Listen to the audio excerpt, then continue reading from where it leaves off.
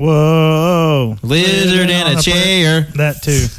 I mean, that's relevant to the movie at least. I mean, there was a lizard-looking creature in it. I mean, there's plenty of like little critters in the movie, and a lot of people were sitting in chairs. Yeah. I'm sitting in a chair. I don't know how they could stay seated with that sweet ass music. Wait, you get a chair? I stand for every episode the whole time. Is he telling the truth? You'll never know because Spoiler this alert. isn't a video podcast. Now, Colt on AYCH, he does stand up through most of the show Because that boy he has sciatica. So sorry about that one. that That sucks. sounds terrible. Yeah, it's not Anyway, what is the show? Well, today is a very special episode. We mentioned it before on last week's episode when we discussed National Treasure. If you haven't listened to that one, what the fuck is wrong with you? Go back and listen to that. We actually talk about the movie. Yeah. Yep. Weird, right? That's a new thing we're trying. Yeah, we talk actually about talk the about films that we watch. Well, now we're just like every other show, Shimmy, where we stay on topic. We've got like 3 in a row now, okay? Like we got like Con Air, we got Face Off, we got National Treasure. Hey, the 2.0 formula is working out in our favor. It is working really well. Well, this is uncaged. We're allowed to be... Yeah, we're allowed to fuck up on this one. This fuck is around. a special... Suckers! That's how we got you in here. This is a special uncaged episode of Caging Greatness. Today, we are celebrating our dear friend Pat's birthday. Yay! Hooray, I'm the Pat. Hey. How old are you now? I'm 31. And how many decades older than that are you than Jonathan? At least 2. That is not true. I may be the baby, but I'm not that baby. How many decades younger is he than Mickey James? How many decades older is he than the clapper, which was clearly invented in 2001? Y'all can fuck right the hell off. Well, it's okay, John. Don't find a new bit to run into the ground. I mean, how many other bits? They'll find a new bit to run into the ground. It's fine. Just us. Fuck I that. mean, don't worry. I mean, to be fair, we still give Jonathan shit about this off the pod, so... Yeah, no, this is one of those things that we're going to say every time we're around him forever and ever, whether or not we're recording. I don't know about forever and ever, but... You know. I mean, I would say at least another... Honestly, I'd say the sooner the better. I've worked it into my speech that I'm planning for his wedding, provided he gets married. You're going to be waiting a long time, champ. I've also worked it into the funeral speech, provided he dies first. Probably you won't have to wait near as long. It's a wedding and a funeral. Well, I am about 4 decades older than you, apparently. So I mean, now I'm inspired. See, Shimmy really loves to lord those, like, almost 3 years over people. I want my casket, just for a one-off at the funeral, to have a clapper.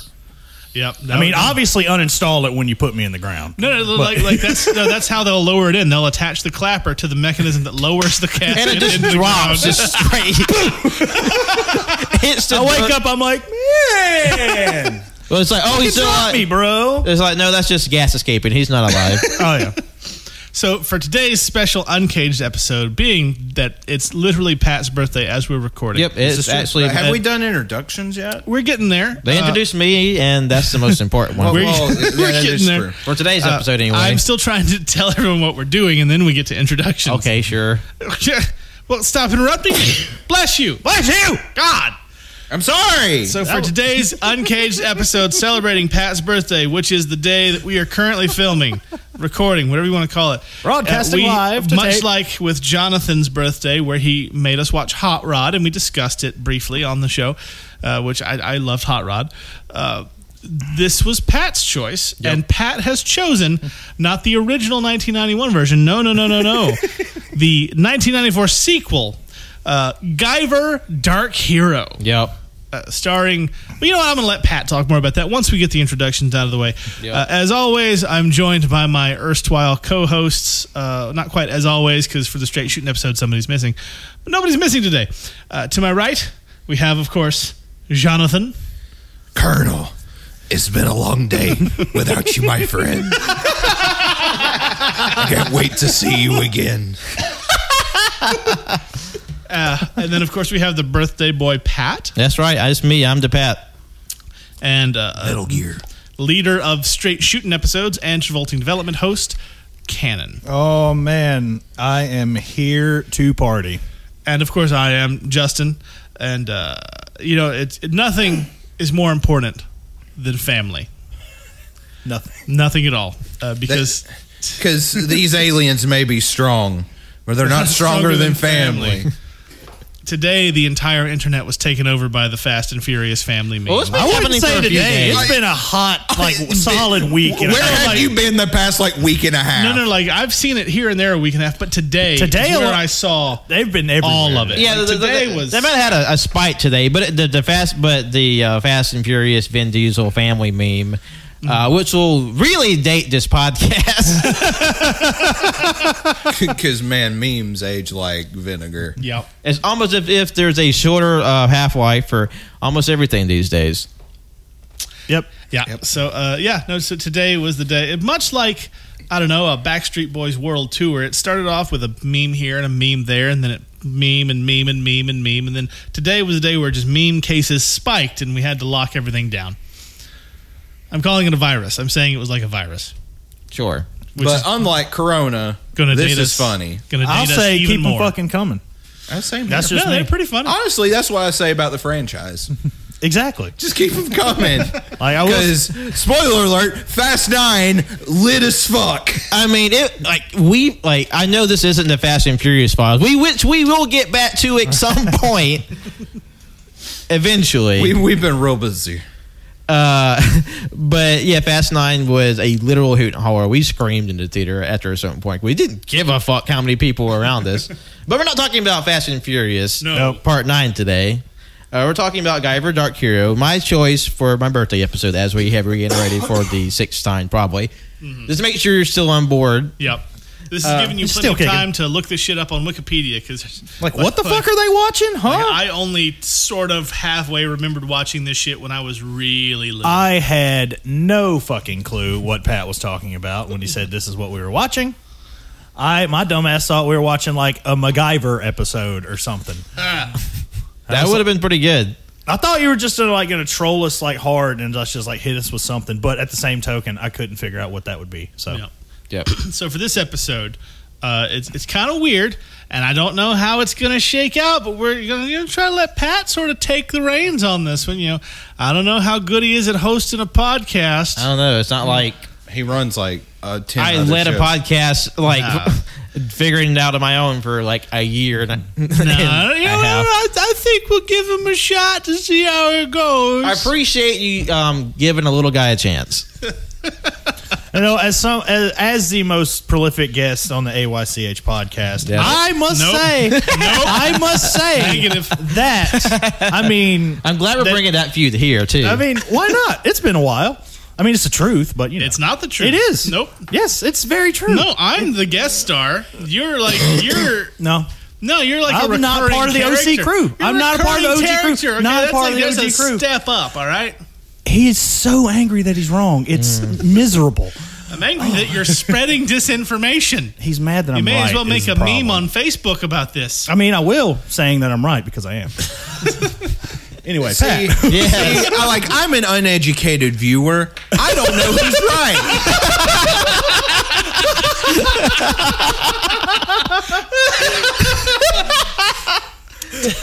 Take that, boomers. Yeah, you would believe in stupid QAnon bullshit. Hey, I think maybe what's wrong with this country is systemic bigotry and shit. No, it's fucking whatever the fuck their fucking fantasy bullshit is. Video games? That's what's wrong with America. People being empathetic? Yep, how dare they? Apparently. Fuck you, I got mine. Yeah. Fuck Republicans. So, Pat. Yes, hello. Give us the Welcome history. to the show, everybody. Hi. Give us the history of the Guyver. Yes. In case you're curious, which I'm sure most of you are. It's all three people who are still listening. I'm still curious, and I watched the movie. I mean, same here. I still have questions, so I'm not going to lie. Now, this was the second, right? Yes, this was the second one. Because if it wasn't, that'd be fucking weird. You all right there, Champ? Yeah. I would just love if they just started a series in media res. I mean, well, technically, that's already happened before with Star Wars. Yeah, no, it's true. It's true. Technically. Technically. But anyway, The Guyver, or that's what it's called in the States, but just Guyver, is a manga series. That's a Japanese comic book that was created in 1985 by Takaya Yoshiki, and it's still in serialization today with over 29 volumes in print. Although with the deteriorating health of the creator, the chapters have sort of stopped since 2016, but it's still technically in serialization. Just whenever he gets healthy enough to continue it. But anyway, the original series focuses on a teenage boy who becomes bonded with an alien artifact that produces a living suit of armor that's full of deadly weapons, and his struggle to combat the evil organization known as Kronos that sees fit to reclaim the artifact and use it for their own evil ends. So it's like that movie Star Kid. Technically, yes. Which, fuck. Talk about like digging something out of my goddamn head. Which he did earlier, bringing up fucking Space Cases. That's right. Nickelodeon 90s show Space Cases, starring the Black Ranger from Power Rangers and Jewel State from Firefly. Yep. Yeah. How I was watching the network at the time and still miss this show blows my mind. It did not last. Obviously. It did 2 seasons, and I don't know if that's coming to Paramount Plus. Seems highly unlikely, but I did see it on Netflix like 3 years ago. Really? Yeah, it was weird. That's incredible. I look up now and see if it's available anywhere. I wasn't born yet. Probably not. I keep forgetting that all the Nickelodeon stuff, most Nickelodeon stuff's coming to Paramount. That makes me happy. I mean, when they start digging out, like, dude, like, hey dude, and Clarissa Explains It All. Holy hey now, shit I was big into Clarissa. I still have a crush on Melissa Joan Hart. And Wild and Crazy Kids. Yep, that was fun. The Mystery Files of Shelby Woo. Legends Salute of your Hidden shorts. Temple. Oh, fuck. The Adventures of Pete and Pete. Adventures of Pete and Pete. Which I heard they have their own podcast. Really? Yep. Holy crap. Well, Little Pete did the voice of the main protagonist's son from Grand Theft Auto 5. The video game playing kid. Danny Tamborelli. That was him. He was also on All That for a little bit, where he was the perpetual whipping boy. Yes, he was. Kablam. Oh, kablam! Yes. Okay. Action hero. Space now. Cases is not available streaming right now. I color me shocked, but it's all the fuck over YouTube. I don't know if Nickelodeon's going to dive on that copyright strike. You're watching Space Cadets? What the fuck? Testing out the speakers tonight. That was very loud. There were many red lights that just flashed on the soundboard. I'm going to have to even that shit out. Many red lights that flashed in my ear holes. Fuck. No, the red lights were the cops coming to arrest Jonathan for noise dispute. Like, between the strobes in Guyver and Jonathan screeching, I'm going full Helen Keller here. I know. Oh, God. I know every single one of us will have something to say about that part when it comes to pass. But, wow, was it a long segment. Oh, God. Are you dying? Are you fine? How are you? Y'all. Already living up to high uncaged standards here. I mean, there are no rules here, baby boy. No listener that we decide to dox can get mad at us, and this is a safe space for bullshittery. That's right. Postman Frank, UPS driver Justin, friend of the show Joe. Friend of the show Joe actually wishes you a happy birthday, by the way. Well, thank you, friend of the show Joe. Yeah. Maybe one day I'll get to meet you too. E-Bob, Pathfinder friends Ken and Hannah. Yeah. All those people that we personally know and it just exposed on this show. Yep.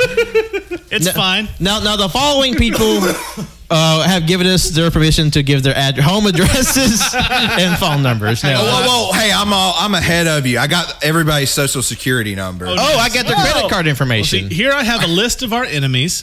Please feel free to go find them. Yeah, who are our enemies? Whoever did the score for Guyver Dark Hero. Les Claypool III. No, not that Les Claypool. But they knew what they were doing. I was like, if the fucking soundtrack busted out, Jerry was a race car driver, I would have shit my pants. As soon as the as soon as Solid Snake Guyver looks at the main lady and just hears Wanda had a big brown beaver, Like that would have been the right Les Claypool. Colonel, what is that? Sounds like a late 90s funk metal band. Just for context, late 80s. For context, 90s. the guy who plays Guyver is also the voice of Solid Snake. Yeah, David Hayter, a very young, fresh-faced David Hayter. Also, writer on X2 X-Men United. Yeah, that blew my mind. I didn't know that little tidbit. Pretty rad. I will say, Metal Gear. I was gonna say he looks a lot like Nightmare on Elm Street era Johnny Depp. Yeah. That hair was giving us vibe. You can put like every hairdo that was in this movie, and like it's straight out of the Saved by the Bell. Yeah. Well, it seems like that hairdo was like really popular in the early 90s. Because like John and I are rewatching or watching for the first time Roseanne, and George Clooney's character has that same sort of big flop of hair in just the front. There's a character in Twin Peaks that looks like that. It's like, damn. Everybody on Full House. Yeah. But yeah, like straight out the gate with the like fantastic hair game.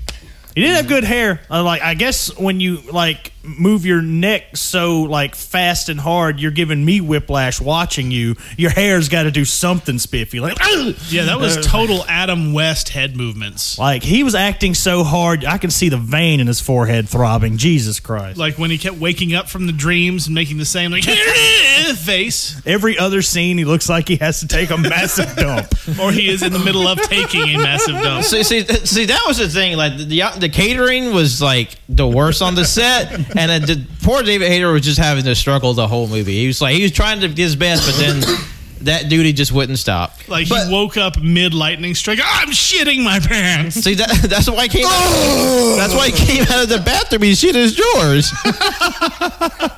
God, and I noticed multiple times the script has fucking David Hayter doing the Solid Snake bit where they're like, oh, it's an alien from outer space. An alien from outer space? Where he just repeat everything. Like this had to have been like not too much before him voicing the character, right? It was 4 years before. Yeah. Really? It was because when did that game come out? 1998. 98, yeah. Holy shit! Sometimes I forget how old the damn PlayStation 1 is. I know. That was my first console. Yep. But in case you're wondering when we're getting back to the plot, at least at least the explanation of what it is. Yeah. Just the premise. Okay, he co-wrote X-Men, X2, and Watchmen. Oh yeah, he did. Ooh. And he's the voice of King Shark on The Flash. Ooh. Okay. Oh, okay. But just to kind of wrap up the preamble, Guyver is sort of this like dark and violent tribute to the Tokusatsu series of the 1970s. And Tokusatsu, in case you don't know, is sort of this big umbrella term for like live action special effects shows in Japan. And in Japan, you have the series called like Kamen Rider, Kikaider, Super Sentai, Ultraman, and Power Rangers is sort of the American adaptation of Super Sentai. So like looking at this film, you might see like, oh, this seems a little familiar in terms of like, if you have like a recollection of at least Power Rangers. Although I will say, I told the boys before the show that my favorite review of this movie on Letterboxd was like, well, this movie is like Power Rangers on crack. And that's an accurate description. He was also a writer on The Scorpion King. The first one? Yeah. The one that matters, at least? Yeah, the good one. What do you mean? The other four are equally as engaging? Hey, No, I heard the third one's the best one. They hit literary perfection on 7, all right? He's a writer on the current show Warrior Nun, as well as a supervising producer. That's a Netflix show. Wait, there is a show called Warrior Nun, and I have never heard of this shit? It's on Netflix. And he's going to be a writer on the untitled Voltron live-action film. Oh. Ooh. Jonathan is furiously looking at Warrior Nun. Also, he was not the original Guyver. I don't know if we mentioned that. No. Yeah, I was assuming.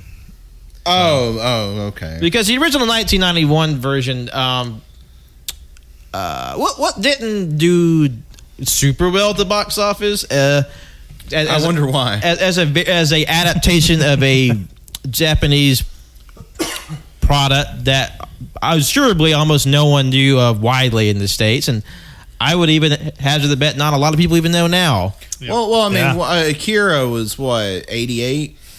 So not that far from that movie, and that was kind of the big crossover the ocean thing. Yeah. But I will say this, even though this movie has a different, pretty much entirely different sort of like cast and creative team, and a smaller budget, it's widely considered to be the better of the two films. Well, I mean, like the fights and stuff are like pretty cool. Yeah, no, the martial arts were very good. Oh, yeah, I mean, and that's the solid shit reason in that. you're watching the movie. Yeah. And also, even though this had a noticeably smaller budget, they really focus where the budget went. So like even compared to the original, there was like a much stronger emphasis on the practical effects that are there, because you see like a lot of people like wearing like monster suits, and there's like a lot of visceral alien like archaeology and like architecture in the film. It's very like, what if a spaceship was just filled with tumors on the inside, but it was also a computer? Yeah. It's like the ship from Man of Steel, but if it was fucking disgusting. Yeah. Yeah, that's why the on crack description fits really well. Like, Because it's like, it just feels like there's like a layer of grease on everything. Like everything, it's like they before they called action, they just took a hose that went into a bucket of KY jelly, just hosed down the set. Yeah, it's gross. Yeah. And the first movie was known for its like gross body horror. Yeah, but this is more like cartoon gross. Guyver 2 is. Well, except for when his little snake or his like little spider bites start pulsating. Yeah. That made me like violently Like the two ill. puckering assholes he has on the back of his neck. Yeah, that shit made me violently ill. Because that's like, where I about damn near puke. because that's where he keeps the Guyver mechanism that lives in his body. And like it's funny enough, like the first Guyver film, like it struggled in its own way, because like the director was trying to adapt a very serious and dark product to an American audience, and the studio execs were like, you know what, this is too grim. Why don't you put like some wacky slapstick comedy in it, where you just have like people like slipping around and like the monsters cracking jokes, and then like Mark Hamill turns into a giant hideous cockroach monster. Yeah, that happened. So like tonally, this is more in line with the original product, although it is just stuffed to the gills with like late 80s cheese, despite being in the very early 90s. Like the very opening scene, I immediately got Samurai Cop vibes. Like the main like mob guy like going through the boxes, like, what the fuck is this? And I was like, oh god, It's one of these. It's one of these. Well, the thing is, I think Samurai Cop is probably the best comparison, because it's not like The Room or Neil Breen bad, but it's getting there. I swear to God, I have in my notes. There are some shots in this movie. I was like, these are the shots that Neil Breen try to pull off, but doesn't. For some reason, or does, depending on who you ask. For some reason, whoever did the shoot, the director, I don't know if it was a cinematographer, the cameraman, but they don't like the idea of things in focus. They're not. Yeah. Apparently not, because like half the goddamn movie was blurry as fuck. Yeah. So between the focus issues, the constant strobe lights. I could live without that. That was one thing I forgot from the first time around, is like how much strobing comes into play. It's more so in the second half of the film. Yeah, like you had to get up and like leave the room. I swear it was a solid 60 seconds at one point. It was long as hell. Sure. It seemed like an eternity, but Because like there was a moment where he's like, you know, we're not really going to go in chronological order in this bad boy, but there's a moment where he's in the alien like butthole ship, and they shoot a laser into his head, where he's sort of like given this like non-verbal like obtuse like history of the aliens, where like, oh, we came to Earth and like made cavemen into monsters, and while the whole time it's just like, there's like flashing in between these weird set pieces of like and alien wombs and like caveman, like red laser beams going into your face. Because I was looking away because it hurt my face. you see, Pat, what you just described to me did a better job than me watching that whole goddamn movie. No, but see, there at the end when we were all trying not to throw up, he did tell that to the nice lady that he met 2 days prior and ended up driving off with. He said, no, I'm a mistake. The aliens created the monsters and then created the Guyvers to fight their wars, but humans rebelled because we kind of suck. That was the basic summation. Oh, yeah, but that was pretty much with 15 minutes left in the movie. Yep. That would have been spoiler better alert for me way earlier on. Spoiler alert, the Guyver wins. It's fine. What? I know. Do you really win when you have 2 quivering buttholes on the back of your neck? Well, I mean, he did get the girl. Is that where the shit comes out? His whole suit? Yeah. His neck. That sounds Because there were some CGI Sailor Moon transitions that were not good. It was bad. Because I mean, they look good for 94, but not good for now. It's kind of like if you remember the old Area 51 arcade cabinets, there's a lot that tickles that button in my brain. Where it had the live action people clunkily superimposed to early polygonal video game graphics. Oh yeah, yeah. It was rough and about the same level of acting. I also die monster. Sister, I'm taking it right back to the fucking beginning here. And this was great. I even put it in my notes. But it auto corrected. I meant cocaine dolls, but it spelled Cobain dolls. But either way, just we formed the cocaine with plastic, and you could turn it into anything. I'm like, that kind of defeats the purpose of, I don't know, cocaine, doesn't it? Yeah, there's no way that gets undone. You just put the Barbie doll in some water and boil the cocaine out. What is that? I'm sorry, Shimmy. Are you telling on yourself? Or are you a cocaine scientist? No, but my father was a used car salesman, which is about the same thing. Evidently. Oh, they just get that technology from the Batman '66 movie that just turns everybody into dust. Yeah. Just get that, but just put the dolls in it, and it turns it right back to powder. There you go. It was funny you mentioned Batman because during the opening sequence where Guyver is in the warehouse and he's fighting all the Miami Vice goons. There's a point where he fights that one character from Mortal Kombat with a red headband, apparently, where he has swords and he's fighting Guyver, who's bouncing the blades off of his elbow blades. And that was apparently a reference to a similar scene in the 1989's Batman. Oh, yeah, I can see that. That whole scene gave me 89 Batman vibes. Yeah. With the whole, just all the unnecessary smoke coming out of everywhere. I was waiting for Jack Nicholson to pop out and be like, hey, think about your future, and then just shoot somebody. But I dug it. And speaking of Mortal Kombat, there were several times where he used Liu Kang's bicycle kick. This is true. Oh, he did. In different forms and fashions. And the thing I liked about the fight scenes was, you could see them. There weren't a lot of quick cuts. You could see the fights, even though they were in big, bulky costumes. But one of my favorite tricks from martial arts movies is when there's a kick or a punch that connects, they put a little baby powder on their hand or their foot right before, so when it hits, you get the powder effect, especially in the close-up shots, and that gives it a little more impact, which I thought was cool. That is definitely one thing that people say is an improvement over the original, is that the fight scene in the original, they were very hard to see because it was a much, literally darker film. Yeah, I feel like Christopher Nolan watched that a lot as a kid. This is how I will build my Batman. Because it's just dark and flashy and quick cuts.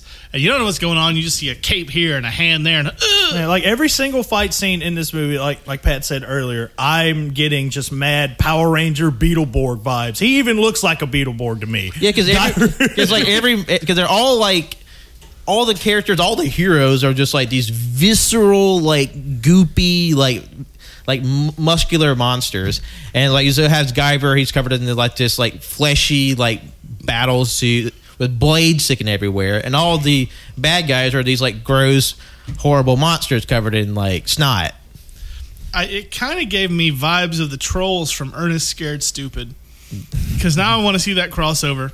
Ernest tries to fight the Zoonoids, and Guyver shows up. It's like scared stupid. like somehow Guyver's like actually fighting the monsters like as you would think, but then like Ernest is just like bumbling into shit, and like all the like pots and pans just bang on the other monsters and knock them out. Well, I mean, hey, like he was in the fucking movie. I mean, we got Ernest and fucking Brendan Fraser. Fraser Crane.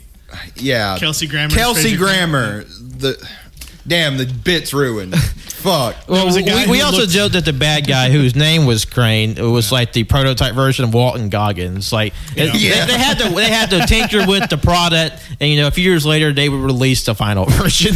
Mom, I want Walter Goggins. We have Walter Goggins at home. And I'm sorry, folks. To my knowledge, at least on this watch, I didn't see anybody from the Shield in this movie. No.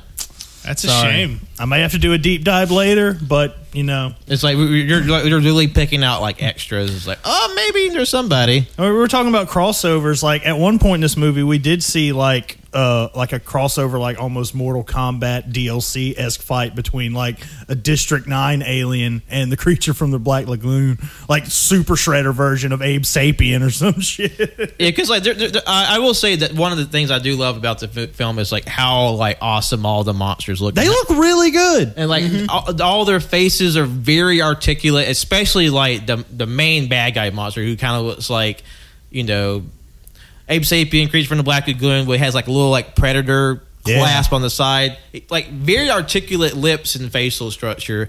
And you have like one's like a rhino, one's like a big bug, like a wasp, and then you have like the main girl, her daddy is a monster. He's the really ugly one. He's got like bumps and shit all over him. And then some other ones that kind of like there's a girl one, and one that looks kind of like a gremlin from Gremlins, but just like tall. Strangely enough, we never get the payoff that the daughter is a monster. She has to be a monster. She has to be, and it was never established that she was adopted. Isn't it where the corporation they work for, Kronos, turns them, like they gives them the monster only the stuff? Employees who work for Kronos. Okay. He wasn't born a monster. He was like he got a job at Kronos. See, the father did it, and so they made him a monster. Sense. Oh, that's stupid. So that's how that works. Also, like right out the gate, and to my knowledge, he uses his Guyver uses his like third eye laser to take out one of the monster's eyes and like takes him out in what point. But at the very beginning of the movie, he uses this technology to like write his name into a wall. But Cannon, like Zorro style. But Cannon, you wouldn't get that awesome fucking opening credit like transition. that opening like Friday the 13th-esque font style. Yeah. Almost unsolved mysteries. Well, that's kind of in vogue because when he wakes up from his two like fake out dreams and it has like a scary shit, he hits record on his TV so he can watch like the National Enquirer like live version where like they're reporting on like the monsters and like this mysterious Guyver. Like inside expose. He's using Brand X. And I love how when they interviewed the hillbilly for it, he has like he looked like this, I swear. Oh my god! And it was like literally like a child's drawing. At that point of the movie, I have a note. So far, the redneck interviewee, best acting so far. Oh yeah, honestly, probably best in the movie. If we're being honest, it's not the best. But I found out something pretty neat because I'm looking on the IMDb. Mm-hmm. The stunt coordinator for this movie, his name is Koichi Sakamoto, and he was the fight coordinator and frequent director for Mighty Morphin Power Rangers. Makes sense. Because a lot of the shots were very Power Rangers. Oh yeah, I was waiting for the putties to show up at any minute. Mm-hmm. But we just had like a month's worth of Monster of the Weeks like mucking around. I love the bit where like the black secret agent guy like punches one of the security guards and he just like falls out into like a frog man. Yeah, that was pretty funny. Yeah, that was like, pretty good. I'm fine. I'm a frog now. Like he just punched him out of his like disguise. Yeah, and he looked like a like a reject Star Wars puppet. Yeah. He to me he resembles. Look like he might be in Labyrinth. Like he's what I expected a Battletoad would look like in real life. Like Yes. it's like if they did like the 1980s Super Mario Brothers version of Battletoads as a movie. Yeah. Or like that is one facet of the 80s I do love, where everything was just like really well made, but also really gross. I'm about 99.5% sure that they used a leftover Goomba head in this movie at one point. Since you bring up the well, they definitely recycled like almost all the suits from the first movie. I would say like there's one part when they're in the butthole ship that looks like it's got like covered in that like weird like latexy looking fungus that they used all over that Super Mario Brothers movie.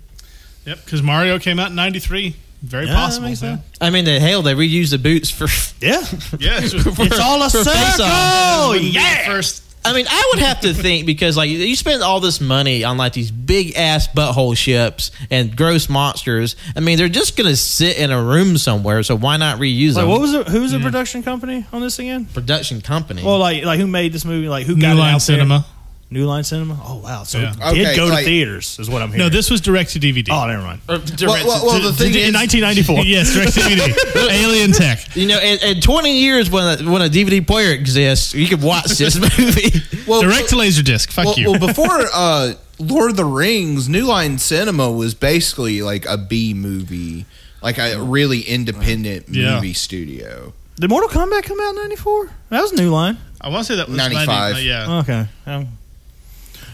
But I mean, this is about on par with that movie. like this, like the fight, like every single fight scene in here was.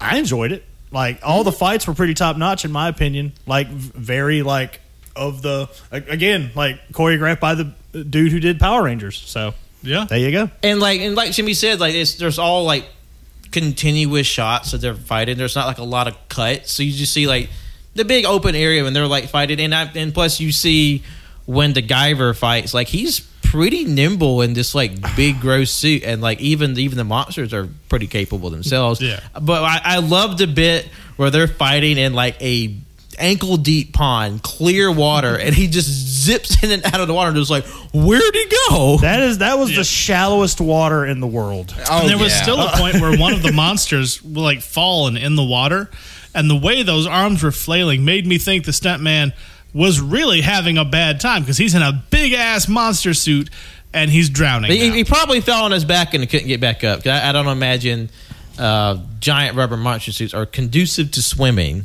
Mm-hmm. But in that site, in that sort of sequence, there's the Guyver jumps out of the water, does the samurai thing, slice, and the bug head just falls off like a turd in the water, and his body falls a second later. that was the part in the movie where I go, oh man, it didn't do the chick thing. Yeah. And then Jonathan was like, I know what you're talking about. I was like, I think I know what you're talking about. and that was the bug monster with like the long ass fucking coke nail. Yeah. Like, I will say, like, as cool as all the suits and like as like, I mean, I will say, like, a lot of the like death and fighting scenes get pretty nasty. Yeah. I was really anticipating like a good old slice down the middle and just like seeing them get halved, but no, we just saw like a little boop. Yeah, well, this movie was actually rated R for the violence. And I believe. the gore, but the previous Guyver was rated PG-13. Ooh, so they definitely bumped up the violence, because this is much more in line with the original's manga, which was very dark and very violent, to the point where like I'm not squeamish when it comes to like stuff like that, but I will say like the original series is like it's a little much. It's like it's a little oppressive with how dark it is, and that's in itself not bad. It's just a matter of taste. But like because the original like Toku series are like very lighthearted and for children, like for them to sort of like this is the dark reimagining of that. You know, that comes with time. So as they're sort of like reinvigorating something of their past that they enjoy. But like for me personally, going back to it, it's like it's a little bleak. But this one, while it's a little more, it's definitely more serious quote than the original. It's still pretty funny. They spend most of their time fighting in the woods. Yep, in like broad fucking daylight. Which, you know, It's something of a rarity these days. Yeah. Oh man, I wonder if they're going to hear all the explosions. I was on the about to mic. apologize for Yeah, that. sorry. It's July 5th, and a bunch of jackasses are still blowing up fireworks. Yeah, poor Darwin. Sorry, buddy. Poor dogs. No, we just need to get some doggy earmuffs for him. Yeah. To the listeners at home, be conscientious when you shoot your fireworks. You may have dogs near you. But that would involve them thinking about other people. It's okay. We have Or a chicken people across with the street. PTSD, like for real. Yeah. Yeah. So please be empathetic. It's Can't not have bad. that interrupting our America. I was going to say, it's David Hayter. Yeah. Right? Oh, man.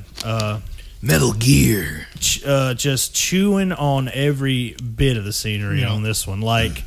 It's almost appropriate that this is on a Nicolas Cage esque podcast because there are bits where he's acting so hard with his face that I feel like he's either going to die or shit his pants. I feel like see that's why he's sweating so much in the movie, because he's just so physically involved in every scene he's doing. He is incredibly sweaty. Yeah. Throughout this entire like someone just doused him with water and then he got into bed level sweaty. He is The Rock in Fast 5 levels of sweaty. People. And he is So a much sweat. third of that size. I mean, y'all joke, but there are times if I go without that AC on in there when I'm trying to go to bed, especially nowadays. Yeah. It's 1,000 Fucking degrees outside. Pity City, man. It's awful. I don't sweat. I rain. That's a fact. Y'all already know this. That is true. Yeah, well, when they wake up, that bed's a slip and slide. That's why we have rubber sheets. So anytime you slip, it's like, whoop. Well, time to get out of bed. Because the dogs sleep in the bed too. Could you imagine them jumping in there Piper just Like she's just running in spot, but she can't move. just Scooby Dooing the whole Just time. Somebody's playing the congos somehow. It's just making that noise.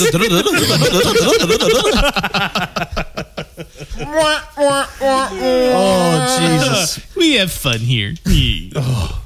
Yeah. Oh man. But yeah, he was acting his little heart out. There's a reason why this man is best by with the microphone in his face. I will say this is obviously very early on in his career, so he actually evolved. Yeah. I'm sure he's been in live action things later on that are probably better. And plus he's Solid Snake. Yeah. I mean he's good. He's fine. He's set. I love it. There are these fake commercials that play at the beginning of Metal Gear Solid 4, and one of them has physical David Hayter there, and it's really good. A lot of times something like this can come down to the director too, because the example I always use is Natalie Portman. Natalie Portman was very, very good in The Professional by problematic director Luc Besson. Wait, what did he do? I'll let you look that one up. Do you know what the movie The Professional is about? Do you know what Jean Reno refused to do in the movie The Professional? Because it's a whole thing. Anyway, Yeah, Natalie enjoy Portman- that wiki crawl. yeah, you're welcome for that. Natalie Portman was really good, and then she did the Star Wars prequels where she was ass, and then she won a couple Oscars. So a lot of it comes down to a director. If you have a good director who says, do this and more like this, and then that helps you with your craft and you can be good in things. Mm-hmm. And if you have George Lucas, he just says, I wrote these lines, now say them. Faster, more intense. I still have to see that movie. Which one? Leon the Professional. Oh, it's quite good. It's been on my watch list. I've been meaning Gary to knock it Oldman's off for a while. fantastic. Just, God, I keep You gotta- forgetting Gary Oldman's in it. you got to divorce the art from the pedophile. And Spoiler alert. Okay, yeah, fuck that guy. Wait, what? What happened? The director was something of a pedophile. He got The director of that movie? Okay. And I thought you were trying to tell me Gary Oldman's. No, Gary Oldman's fine. Fuck. And The Professional is about a hired assassin who abducts a 14-year-old girl, and they have a relationship. It's very much a Lolita story, but with guns. Yes. I have to guess that like the movie is more like a Joel and Ellie kind of situation. I'm presuming. Yes, the movie. Good. The movie was very, very sanitized, both from the source material and from what the director wanted. Because Jean Reno, who plays the professional, who is apparently a stand-up guy, was like, "I'm not comfortable doing any of this bullshit." I mean, obviously. Yeah, but no, Luc Besson. How old was his wife when they met? 14, I think. Much younger than was probably right. He was 31 and she was 15, and then they married when she was 16 because she was pregnant. Oh, so he pulled a Jerry Seinfeld. Yarp. Also, in the movie Jerry Leon Seinfeld the Professional, she was 12, not 14. Well, and she's younger in the book. They aged her up for the movie. Yeah.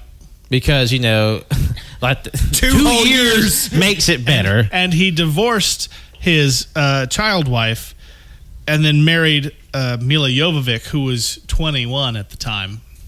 And then they divorced later on. Yeah. Oh. I'm happy for the women that got away from him. There are also some rape allegations. Shocking. I know. Yeah. I know. This is. You're just literally reading his rap sheet. It's his Wikipedia page, actually. Yeah, I mean, they have a whole section to that shit. Yeah. But you divorce the product from the shithead. And of course, if you're able to divorce the product from the creator, that's an entirely personal decision and a personal line that you have to make for yourself. That is very true. Right, because I'm not saying now that you know he's a shithead, go support his other movies. But like if you saw The Professional, if you saw Fifth Element and didn't realize he was a shithead, you shouldn't feel guilty for liking The Thing. Oh, he directed The Fifth Element? Yeah. Oh, that's one of my favorite movies. You shouldn't feel guilty for liking The Thing because you didn't know that one of the people who made The Thing is a shithead. I mean, we talked about this when we talked about Milo and Otis. We talked about this when we talked about Color Out of Space afterwards, after Richard Stanley. I finally got to a point where I wasn't thinking about that. Yeah, we've had to talk about this a lot, actually. Yeah, it's been a while since I've like heard Milo and Otis again. Well, not just Milo and Otis, but problematic people. Oh, I mean, that art and artists. Because I forgot to mention that Diane Kruger has been accused of being a very, very bigoted racist several times on the National Treasure podcast.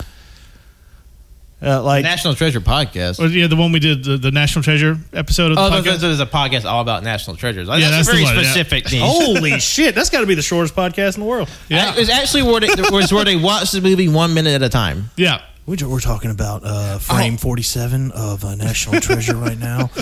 Nicolas Cage there's a has Star an Wars eyelash in his podcast face. that is for real. That sounds terrible. I believe it. There's a lot of Star Wars out there. Yeah. And you got to have they watch every movie a minute at a time. I hate Psychopaths. And then every episode's like an hour long. But do they bullshit for most of it like we do? Or I've never listened to How it. long do the episodes go? They're about like 20-30 minutes. But that's still too damn long. Yeah. I mean, a minute. A single minute. I don't know. That sounds like the exact opposite of fun. I mean, kudos to them for putting up with that, but that ain't it for me, Chief. Also, Pat, I am so sorry. I brought Pat some birthday brews down here, and I forgot that Angry Orchards aren't twist-offs, and I don't have a bottle opener. I've just been sitting with the bottle in my hand for like. I may just have to let y'all bullshit for a minute because I feel bad, so I have to go get him a bottle opener. Or how long have we been going? 48 minutes. Okay.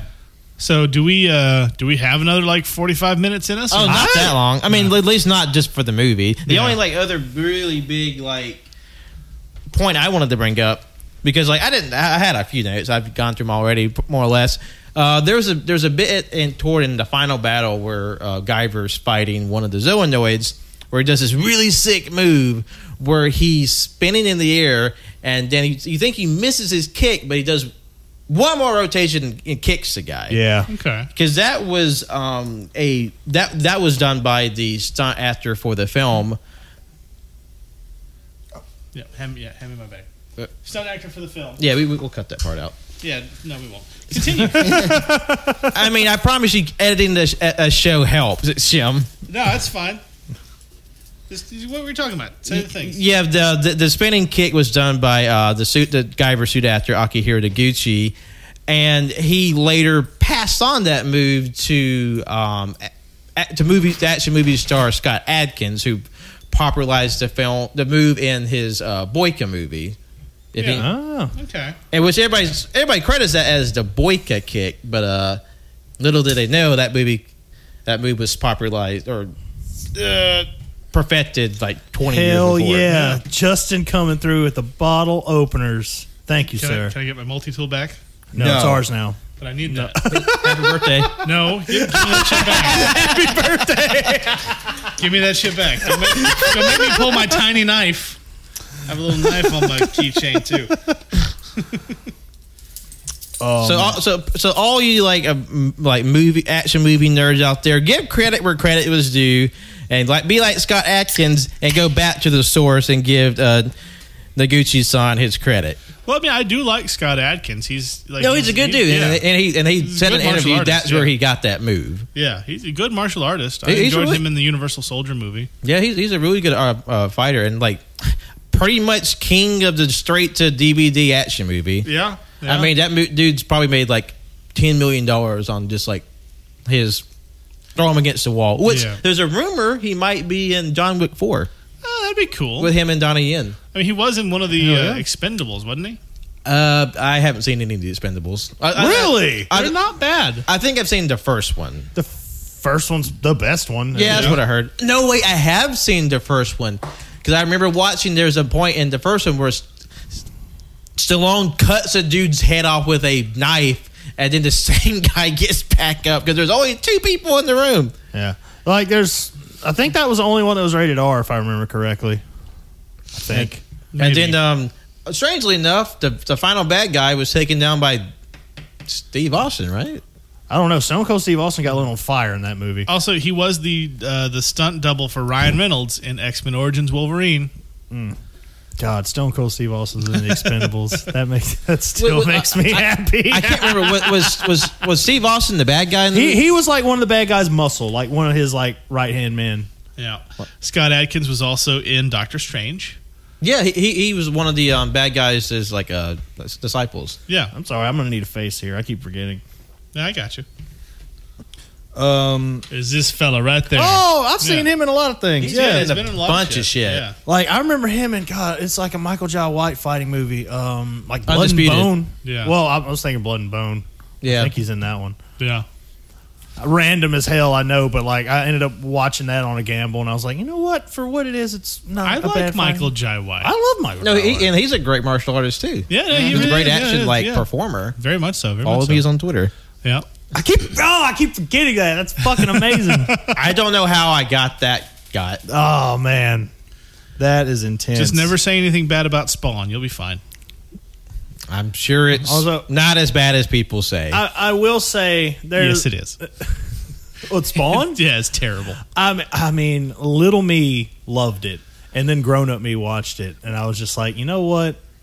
John Leguizamo's great in it. Yeah, I mean, little me loved Spawn too, but little me also liked country music. So, little me had bad at taste. least, I mean, I don't.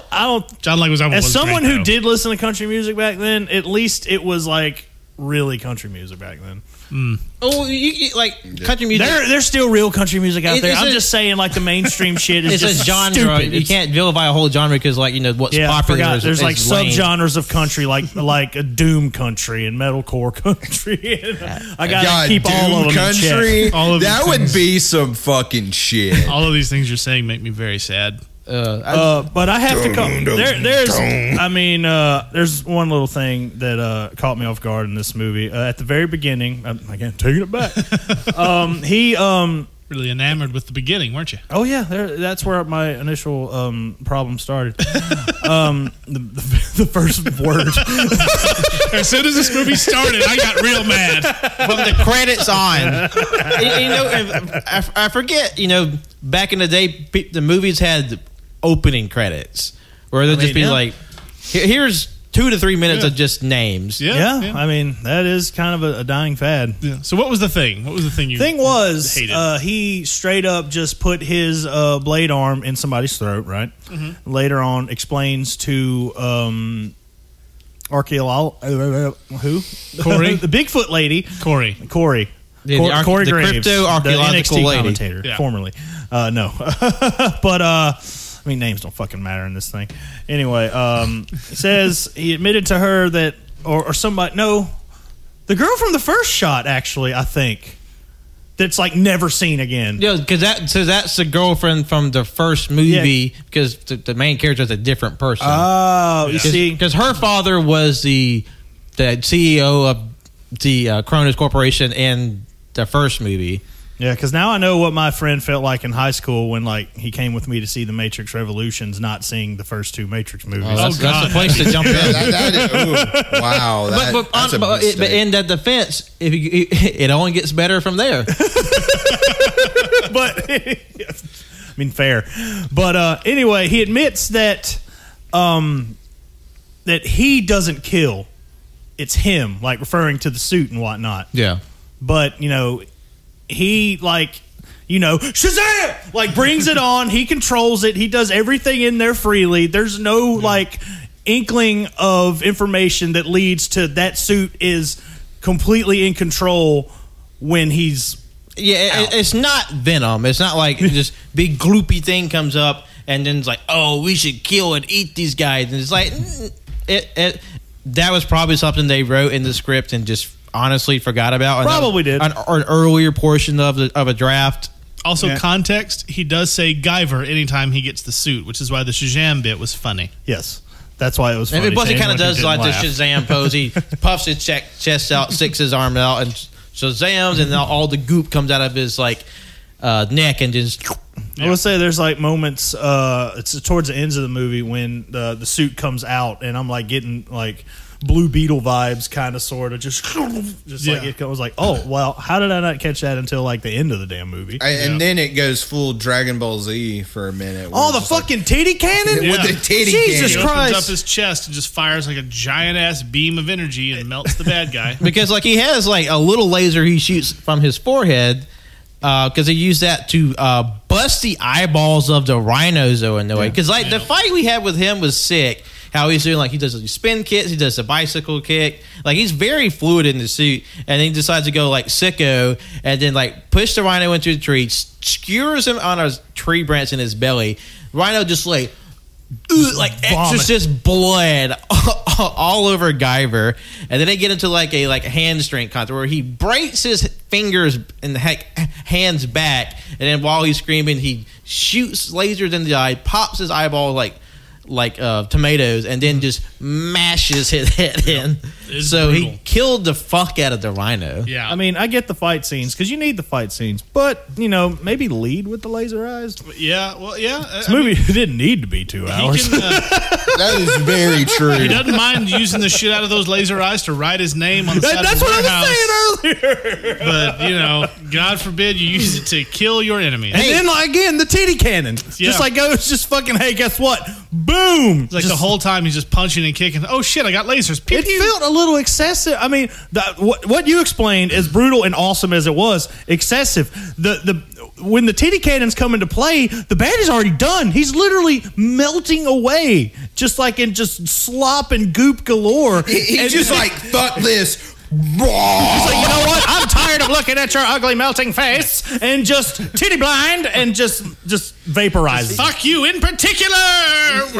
Yeah, I do love how extra he is, and how there's just no explanation for his myriad of powers. I was like, oh yeah, I just know this thing right now. But it's this isn't new to any sort of action movie or a show where the good guy develops a big ass power in the crescendo of a fight, and in his case he just literally peels off his pecs, and you see the muscle underneath, 2 glowing energy balls underneath his titty flesh, and shoots a fucking DBZ size laser beam called the Mega Smasher, and then just liquefies that sumbitch. Yep. It reminded me of the scene from Dumb and Dumber during the dream sequence when Laura Holly, I think, was her name? Lauren Holly. Yeah. Lauren Holly, takes off her top, and then when he looks down, they're headlights of a truck, literally. And he wakes up, and the truck comes, just wait, did that come out in '94? Oh, I mean, Beavis and Butthead was early '90s. I came out in 94. Coming soon to theaters. It's Jonathan. Also, Dumb and Dumber was 94, yes. Oh! God, I love that movie. It's great. I love it. It's cinematic contemporary. But yeah, that was I was just like, yeah, there was really no like indication that the suit was like its own like sentient thing. Although, at least with the movie that I saw. No, it's nothing. Was that ever a point in the books, I guess, or anything? My recollection of Guyver, the anime, is very fuzzy because I watched like the first 3 episodes in 2005. So from what I remember, there's not really like a secondary consciousness to the suit itself. It just has it does have like this program like extreme will to live.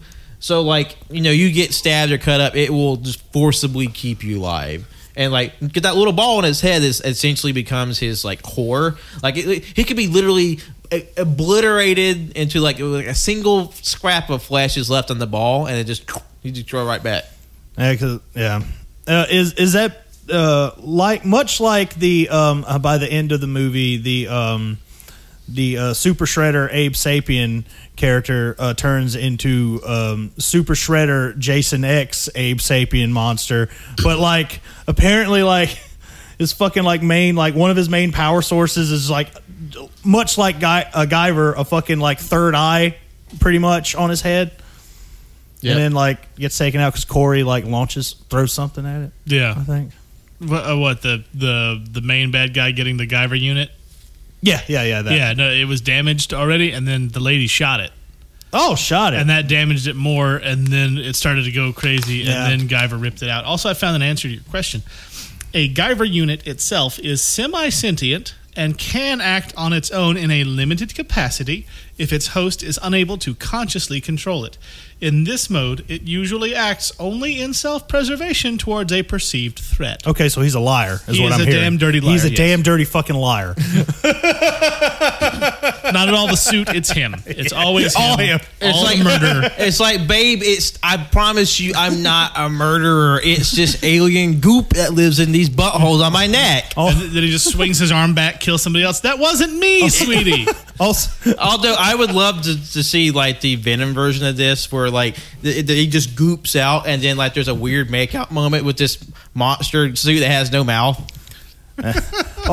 Also in my headcanon, Corey's father in this movie, the archaeological lead for the dig site, and yeah. Also a ugly monster, very ugly monster. In my headcanon, like he was like supposed to go to an audition for the guy who wants to start Jurassic Park in the first Jurassic Park movie, but instead got a call for this movie.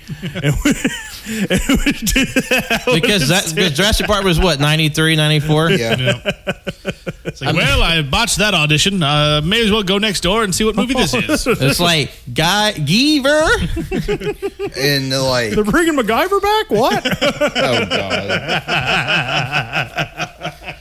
Watch me beat these butthole monsters by when I combine a RC car, a tin can, and some string. God, there's like that. Also, a lot of explosions. That initial like first fight with it was dark. I guess it was like what the weird rhino looking one, the one that like he cut the head. Yeah.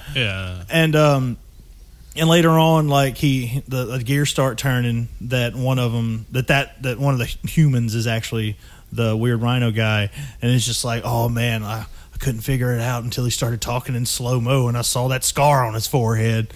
It's like, what? Yeah, I don't know if David Hayter is the world's greatest detective. That was his Guyver senses tingling. Yeah. Colonel, I think that guy's an alien. It's like, Snake, you need to take out the alien. You had a fucking hilarious. Jonathan had a hilarious bit during the movie.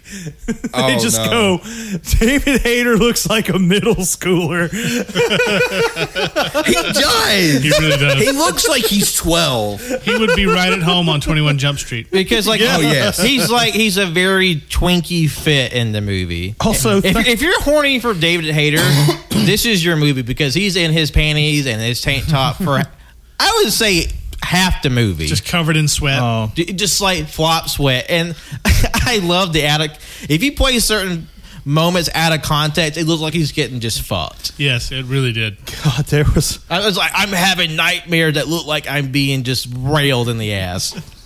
God, that initial moment when Guyver goes into the butthole ship and starts talking to it, and he says, "Please, I'm trying. I don't understand." And I'm still watching this movie like, bitch, same. I love how he's talking to this butthole ship like it's his disappointed father.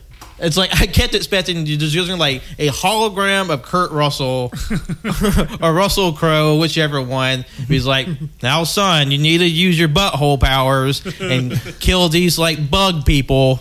It's like, "Dad, I don't know how to use my butthole laser." Oh man. It'll come to you in your time of need.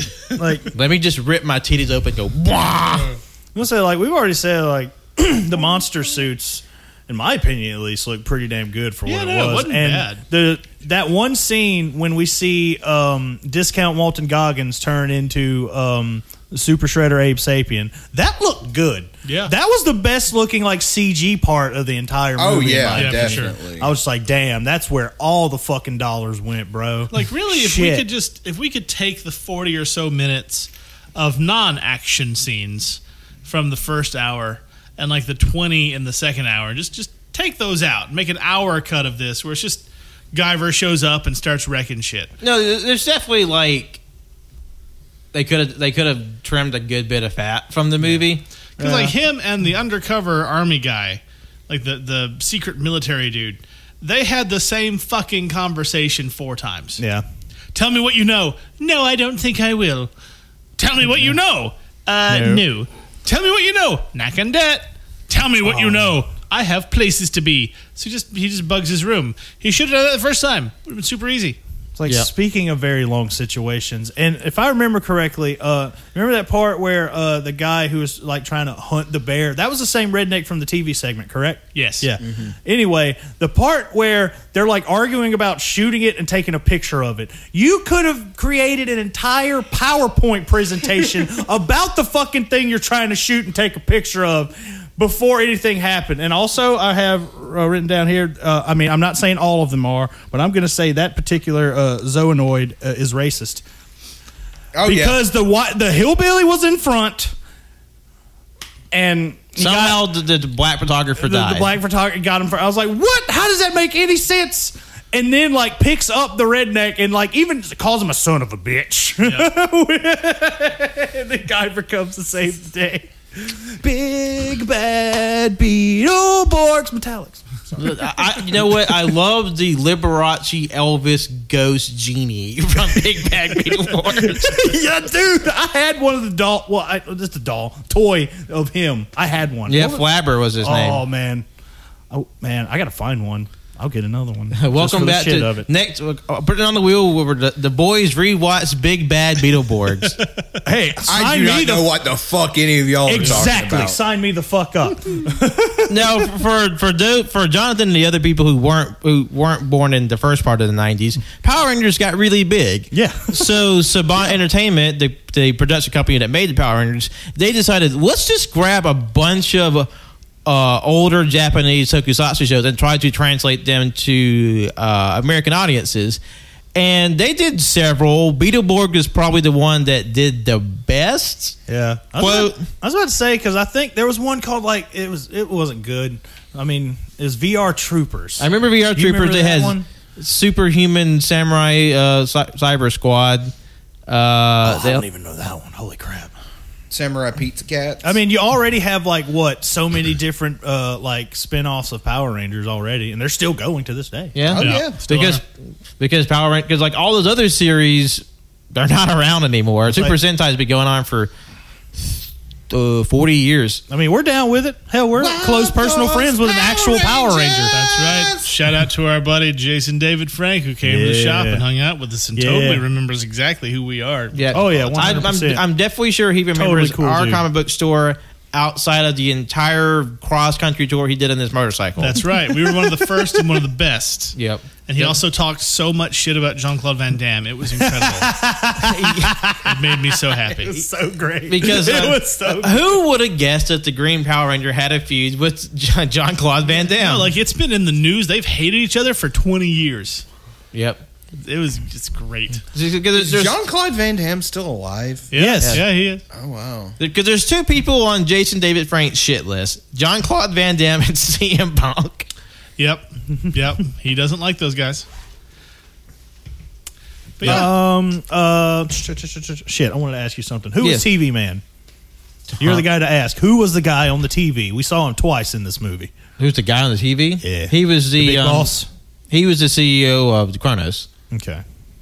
I don't think he's anybody in particular. Like it was Dr. Claw from Inspector Gadget. Yep. Next time, Gadget. Next time. As he pets his weird fleshy cat. It's you like know they released a toy that showed what Dr. Claw actually looked like? I remember hearing about that. Yeah, he just looks like an old dude. Yeah. Just an old, grumpy-looking man. With just like the metal hand. Robot claw. Yep. It was really disappointing. It's almost as if, when you don't show the character. Because in my head, Dr. Claw was like this kind of Dr. Robotnik looking guy, but just made of armor. Yeah, I don't know what I thought.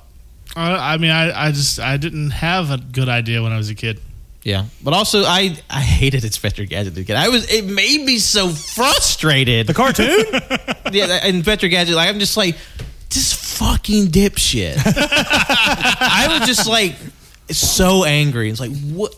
How? See, that's how I always felt watching Speed Racer, because Spritle and Chim Chim wouldn't stay out of the goddamn trunk of the Mach 5. So we're going to get into shenanigans. No, you're going to die. You're going to fucking die. It's like you're literally at an impediment and a stumbling stone every step of the way. Like, everyone around you's life would be better without the child and the monkey. Like, just stop it. I never saw the original Speed Racers, but I saw the 2003 reboot of Speed Racer.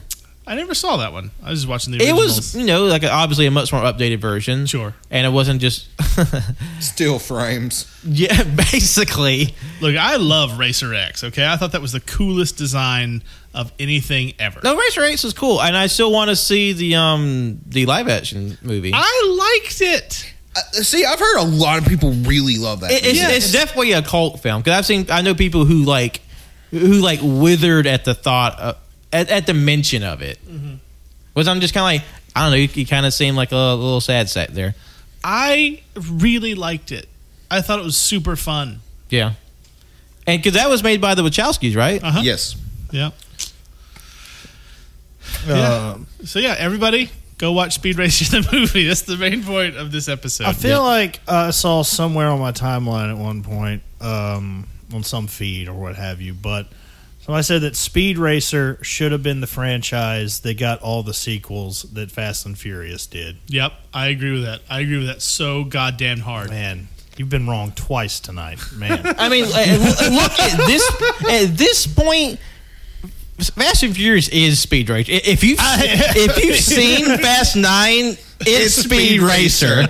And this shit is like it's anime at this point. I may have to find some time this week to go see it. Like Jonathan's got my blood a pumping for it. I hope I haven't hyped it up. No. Like I know what this is. Like you have no idea how ready I am. My whole body is ready. My titty cannons are going to be open. I'm going to piss off everybody there because my titty lights are going to be out for the world to see. It's like, sir, please cover up your titty lights. Okay, I'm sorry. I know. I want to see the movie too. I apologize for letting my titty cannon out. Fucking me and Pat, like most of the movie, would just like turn to each other with like mouth agape, be like, what? We were just like, bitch, no, they're not gonna do that. And then they did. God, we love that movie. I will say, don't watch the trailers though. I've learned my lesson. Like I'll watch probably the first trailer of a movie, and if it gets me, it gets me, and I'm not watching any other ones that come out. Like I haven't watched the new Suicide Squad trailer. I haven't watched the new Halloween trailer. I was like, I heard it's great. I haven't even watched that yet. And according to you, we still need to have a talk about this. Yeah, not the biggest fan of the remake that came out. I really like the remake, but I'm willing to be won over. I'll give it another shot. So you mean like the remake that's essentially a sequel to the first one and skips everything else? Yes, that one. Okay, not the shitty Rob Zombie ones. Yeah. That's what we're talking about. The one that Danny Jamie Lee McBride Curtis came back. Okay, yeah. I haven't seen those yet. Although I saw a hot take on one of our Twitter feeds that I respected their opinion. You know, I mean, I still do. It's just kind of like that's a weird bug in your sort of train of thought where they said there's 4 good Halloween movies. The first one, 3, and the 2 Rob Zombie ones. What the what? Negative. No, that's a big nope. No, hell no. I mean, like I know 3 is a cult favorite. It's weird and out there because that's a whole other story. But like that's like the hipster take. Yeah, but to say like I'm sure the Rob Zombie ones has their fans, but like to me. Those are just an odd duck. I will say the first Rob Zombie one. There's a lot of it I can do the fuck without, but there's also a lot about that movie I enjoy. The second one is dog shit, and they just literally turn it into Jason. They turn it into fucking Jason for no reason. Like somebody really liking the first Rob Zombie one is at least explicable. But somebody liking the second one, they're just lying to you. Yeah, they're it's just not trying good to be contrary for the sake of it. Like to know, like, and you'd think someone who is into horror as Rob Zombie thinks. Well, you would think he would know how to like effectively and the right time to employ the do. They literally just start that in the first Rob Zombie Halloween, like while he's like walking down the fucking street. Yeah. As a child, right? As a child, like no mask, he's just like do. Bad. He was evil even when he was bebopping the school, and also apparently in the original novelization that young Michael Myers was possessed by an evil Celtic spirit, and that's why he's the Shape. Yep. Those weren't good movies. No. But you know what was a good movie? Before we wrap this up, before we wrap up, I would like to go around the table and see what you all thought, and I'm very curious. I have no expectations. I'm just curious. Starting with my right, Cannon. Oh shit! Okay, I can go to my left and let Jonathan. No. I'm good. I mean, I've already said what I've got to say about the movie. I feel like I can just give my stars. Yeah, what are your stars? My stars. I'm going to say, with everything being said, acting, atrocious. Fucking terrible. But killer, if you're a fan of like all the like cheeseball, like Mighty Morphin Power Ranger days back in the day. Like I said, they're still going. I fell off around Turbo, but they're still going. They still have their fans, and I appreciate a good Mighty Morphin-esque fight, especially if you want to throw a little bit of gore and blood into the equation. So, that being said, I did have fun with this very bad movie. I'm giving it 3 stars and a heart. Okay, fair enough. That's how I feel about it. And also, I will feel no animosity. I will have no feelings hurt. Obviously, this will not be for everyone's taste. I feel like I should have said that before, but obviously, I had fun watching this movie. Yeah. I'm glad you enjoyed yourself because I knew this might have been a tough sell. Like when I was like started to say, oh wait, hold on, this might be very audience of one type like of you movie. have no idea how nerve wracking it is. Like whatever I pick, like God, if I pick something I really fucking like and they hate it, I'm just gonna be like, well, fuck. Because like you're just like, oh boy, am I sitting people through 2 hours of just bullshit? I mean, to be fair, Jonathan, I already told you my opinions on Hot Rod. I'd only seen it the one time before we watched it again. But Jimmy, your review or like your score. I have a lot to say about this. Talking about my review, I want to explain exactly why I get 3.5 stars. I enjoyed it. Oh, looky there. Yeah. That's it. Okay. 3.5 stars. I liked it. I had a good time. 3.5 stars. I could have done without the 40 minutes of nonstop talking. But hey, I kind of like you. Hey, you're weird and mysterious. And we met 2 hours ago. I think I'm gonna fuck you later. Could have done without that. But it's like, hey, babe. I know we saved a day, but can I stay at your place indefinitely? Because I'm just kind of a hobo, really. Yeah, just fucking homeless with like a alien bug living in my neck. But I like the fights. I like the monsters. 3.5 stars. I dug it. Hell yeah. And Jonathan, what did you think? I don't know what I would give it. Like, it's kind of like trying to rate something like The Room or Samurai Cop or Neil Breen, because they are hella enjoyable. On a technical level, are they good? Absolutely not. But I had a good time. So I'm sitting like probably a 3. Nice. Yeah, that's fair.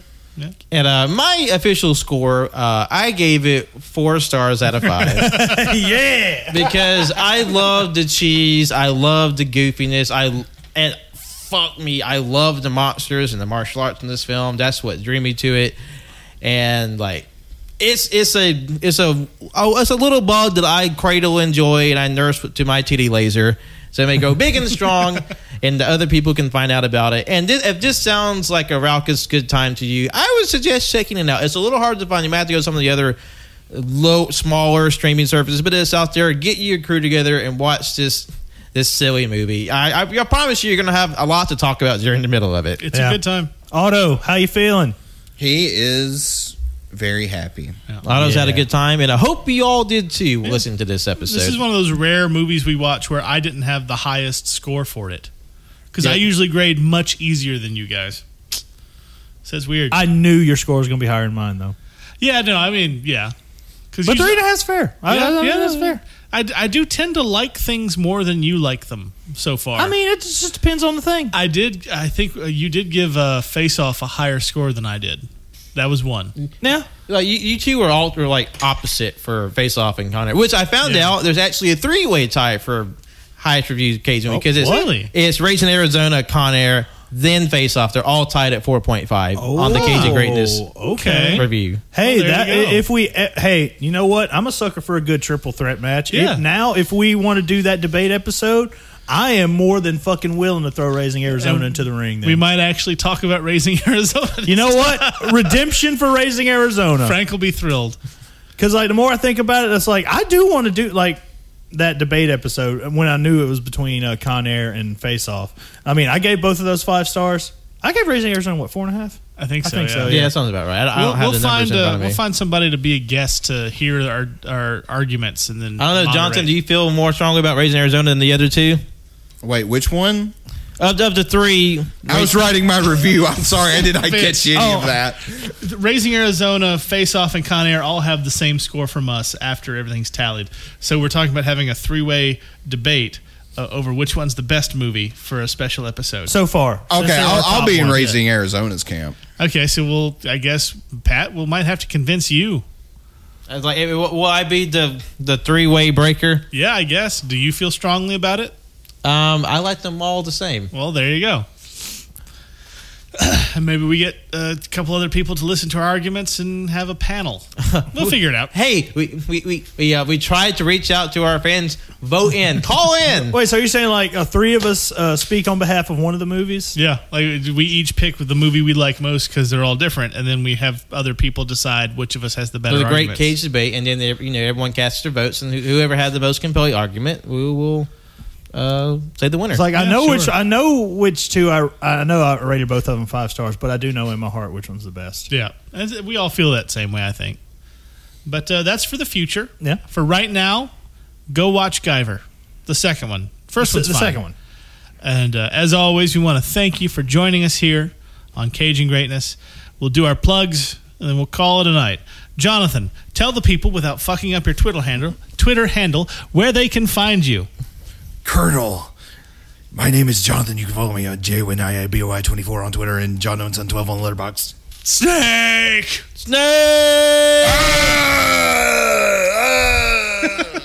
Patrick, the birthday boy. I can't wait for that to turn into the Mortal Kombat theme. God, I'm sorry. Right, we are dangerously close to the danger zone of recording time. So, Fuck, I hate So the danger zone. let's hurry it up. yeah. This is Patrick. You can follow me on Twitter, Instagram, and Letterboxd at John Lost His Name Art, and Facebook at John Lost His Name Art. And be sure to check out the AYCH side of thing, where if you listen to this episode, it comes out. We just released episode 219, which is a banter episode where we talked about all sorts of things, including playing Halo for the first time, explaining what noodling is, the eventual success of the horror action series Chainsaw Man, and of course everybady's favorite 30 minutes of bathroom stories. Fantastic. And much more. Man. Cannon? Baby. I am Cannon. You can find me at That Cannon Guy on Instagram, Letterboxd, and Twitter. Guyver got my snake. solid. Almost said hard. That fucked up the bit already. Guyver got me hard. Hashtag. Hard steak and soft steak. That sounds like a fan fiction of Metal Gear. I mean, literally, the solid snake and liquid snake. It's the innuendo's already there, and then solid snake. Yeah. Which is like, the middle. Sort of like what my poop was after Taco Bell and Taco Casa in the same day. That was a poor choice. Yeah. By snake, it means the brown snake coming out of your ass. What is this? The Patriots? And I am Justin, also known as Captain Shimmy. You can find me at Captain Shimmy's Kinda Art, Captain Shimmy's Almost Music, or at the Comic Strip, the comic book store that I own. I'll sell you some comics. It'll be a good time. Come on, buy something. You can also just find us on Cajun Greatness, Twitter, Facebook, TikTok, which we do occasionally every so often. We're going to be starting to uploading the episodes on YouTube soon because we have an email now, which is helpful, I think. And of course, don't forget to check out our merch page at tpublic.com/user/Cajun Greatness. Go buy something cool. It's all cool. Or if you don't think it's cool, buy something anyway. Fuck you. Fuck you, buy something. And also, it's a direct, aggressive approach that they teach you about in business school. And next week, we actually will not have an episode next week. It is a rare bye week for us. You remember when we started and we were just doing every other week, and then we started adding weeks, and now we just do it every week. This is going to be once every 2 weeks, folks, and just kind of like shrug with that schedule. LOL, JK. So next week, actually, it is a bye week, so there will not be an episode next week. Sorry about that. That gives you a chance to go listen to some of our old shit. Maybe listen to Raising Arizona, where we talk about everything but. Now, I will say, I think we talked about the movie more than we're remembering. I don't know. We talked about the important bits. Yeah. Anyway, go check it out since there won't be new content, and come find us after that because we'll be back the following Thursday, like always. Yep. Thank you all for listening, and we will see you later. Take care. Bye. I shitted.